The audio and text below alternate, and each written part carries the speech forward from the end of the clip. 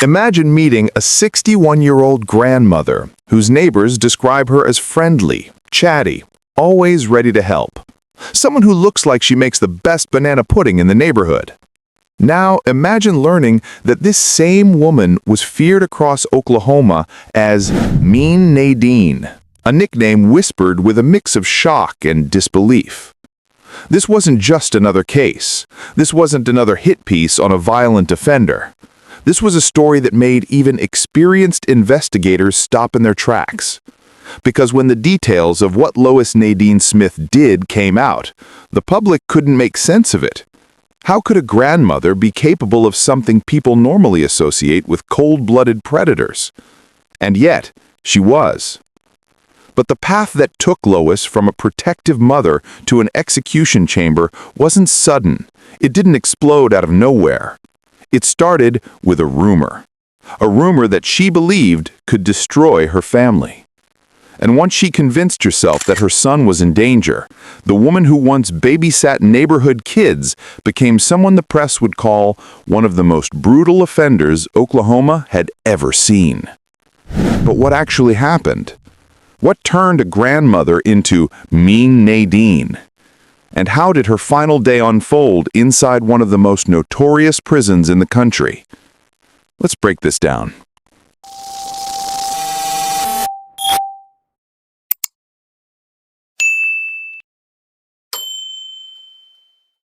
The nickname Mean Nadean didn't come from the authorities. It didn't come from the press. It came from people around Lois who had seen a side of her that wasn't easy to understand. She wasn't your typical offender. She wasn't hardened, tattooed, or unpredictable in public. Most of the time, she was polite, calm, and, according to people who knew her, surprisingly helpful. But every so often, Lois showed flashes of someone completely different. Someone protective to the point of being dangerous. Someone who didn't just defend her son, she defended him with the intensity of someone who believed the world was out to get them both. So when investigators revealed what she'd done to a young woman named Cindy Biley, the public couldn't make sense of the information. It didn't fit the story they expected. Female offenders rarely committed drawn-out attacks. They rarely inflicted mutilation. And they definitely didn't do what Lois did. Criminal psychologist Dr. Eric Hickey said that female offenders almost never engage in extended cruelty. And that's exactly why the world locked on to this case. A mother, a grandmother, performing one of the most shocking acts in Oklahoma history. But the real question was, why? And everything started with a rumor. Cindy Biley was young, only 20 or 21 depending on the source. She had dated Lois's son, Greg Smith, but by 1982 the relationship was over. Still, they stayed loosely connected, the kind of post-breakup limbo where people don't fully walk away. Around the small community, rumors started to spread. Rumors that Cindy wanted Greg gone, that she might have tried to set him up, that she supposedly planned to get rid of him and then expose his drug activity to the authorities. Whether it was gossip, exaggeration, or something someone misheard, Lois believed it. This wasn't a woman who took threats lightly. If you crossed her family, she crossed back hard. And once the rumor reached her, she locked onto it with tunnel vision.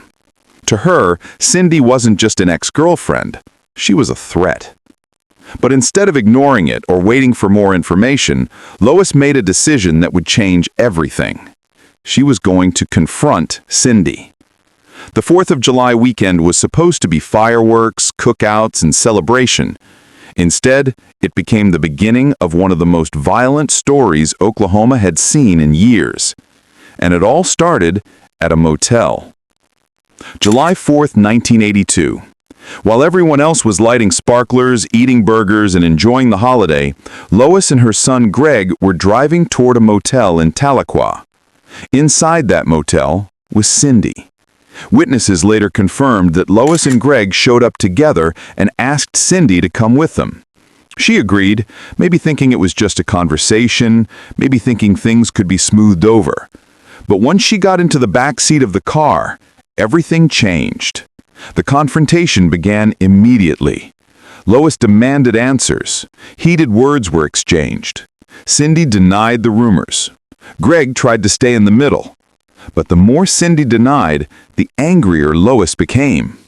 And then Lois snapped. What happened in that car was fast, chaotic, and brutal. Lois grabbed Cindy by the neck and choked her. Cindy struggled. Then Lois reportedly stabbed her in the throat. Greg screamed for her mother to stop. But Lois wasn't done. Most people would have run. Most attackers would have panicked and left the scene.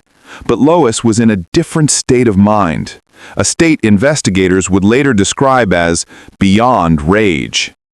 And somehow, after the choking, after the stabbing, after the panic, Cindy was still alive, which meant Lois still had something left to do. The next location became the part of this case that made national headlines. Lois and Greg took Cindy to a house, a place where Lois believed she could control the situation. Cindy was injured, terrified, and begging for her life, but Lois was past listening. Witnesses later testified that Lois wasn't just acting out of anger, she was acting with precision, with intention. Inside the house, Lois forced Cindy into a chair. The interrogation continued, but this wasn't a conversation anymore. This was domination, a power play, a full psychological breakdown mixed with pure rage. Then Lois pulled out a gun. Witnesses would later say they saw Lois fire several shots at Cindy while she was still alive, and the moment that would haunt people for decades came seconds later. Lois allegedly jumped up and down on Cindy's neck. A grandmother, jumping on the neck of a dying woman. This was the detail that got quoted everywhere. This was the detail that made investigators shake their heads. This was the detail that solidified the nickname Mean Nadean. Female offenders rarely commit cruelty-driven acts. It's statistically uncommon, which is why this case spread beyond Oklahoma into national news. People couldn't wrap their heads around the image of a mild-mannered grandmother committing one of the most violent acts in state history.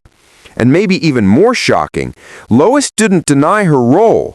She just believed she had a reason. The courtroom was packed. Journalists, locals, and people who barely knew the case showed up simply because the story didn't make sense. A grandmother, a young victim, a holiday weekend turned nightmare. The media jumped on it instantly. Headlines didn't hold back. Grandmother tortures girlfriend of her son. Mean Nadean, Oklahoma's most violent woman. What made Lois snap? In the trial, prosecutors painted Lois as a woman obsessed with control, someone who would do anything to protect her son. The defense tried to humanize her, showing her history of kindness, responsibility, and hard work. But the graphic nature of the attack overshadowed everything. And then came the emotional blow that broke the courtroom, a letter from Cindy's daughter. She was only 4 when her mother was killed, and her letter was simple. There will always be a hole in my heart that will never be filled.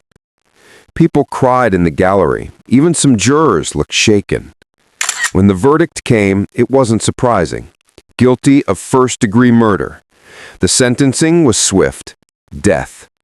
The public reaction was split. Some believed justice was served, but others felt uneasy about executing a grandmother. And that division would only deepen as the years went on. While the press painted Lois as a monster, something unusual began happening behind the scenes. People who knew Lois started coming forward, and their stories didn't match the headlines at all. One letter came from someone who said Lois once stepped in and stopped a bar confrontation, protecting them from a dangerous situation. Another came from a coworker who described Lois as the only person willing to help her escape a toxic, abusive work environment. They said she was kind. They said she was helpful. They said she cared more than anyone else they worked with. This wasn't a chorus defending her actions. It was a chorus of confusion, because the woman they knew wasn't the monster in the newspapers. Even years later, people struggled to believe she was capable of what she did. Some described her as fiercely protective, almost too protective. Others said she lived her life helping people who didn't have anyone else, that she gave food, rides, advice, and sometimes even money to people who barely knew her. This duality, helpful grandmother versus ruthless attacker, is what kept her case in the spotlight for decades. And that duality would follow her all the way to her final days. As execution day approached, Lois's attorneys pushed for clemency. They collected letters from people she had helped, including individuals who said she saved them from dangerous situations. They argued that this wasn't a cold-blooded predator. This was a woman who made a catastrophic mistake in a moment of emotional insanity. The Oklahoma Pardon and Parole Board reviewed the letters. They heard arguments. They listened to emotional pleas from her attorneys. But they had already voted previously, a close 3-2 decision against granting clemency, and they refused to reconsider. Attorney General Drew Edmondson made a blunt statement. It was time for the sentence to be carried out. Lois's team made last-minute efforts on the day of the execution. They filed emergency requests. They pushed for reconsideration, but every appeal was denied. And so the date was set, the time scheduled, the witnesses arranged. Lois, the last woman on Oklahoma's death row, was heading toward her final night inside the Oklahoma State Penitentiary. But before that night came the details the public always fixates on: her final choices, her final actions, her final image. On her final day, Lois was allowed to choose her last meal. She chose something comforting and classic, the kind of food you'd expect someone's grandmother to serve at a family cookout: barbecued ribs, onion rings, strawberry banana cake, a cherry limeade. There was something oddly normal about it, almost peaceful. When the time came, Lois was taken to the execution chamber at the Oklahoma State Penitentiary. Witnesses described her as calm, more composed than many other inmates they'd seen. She looked at the small group of supporters who attended. She acknowledged them quietly, her face soft, almost grateful. As the procedure began, she remained still. And at 9:13 p.m. on a cold December night in Oklahoma, Lois Nadean Smith, the woman the press called Mean Nadine, was pronounced dead. A grandmother, a protector, a killer. A contradiction from beginning to end. Her case left a permanent mark on Oklahoma, not just because of the brutality, but because people still debate who Lois truly was. A dangerous woman who lost control? A protective mother pushed too far? Or someone who lived with two very different sides, until one finally swallowed the other? Whatever the truth is, it died with her in that prison chamber, and the story of Mean Nadine remains one of the most haunting cases in Oklahoma's history.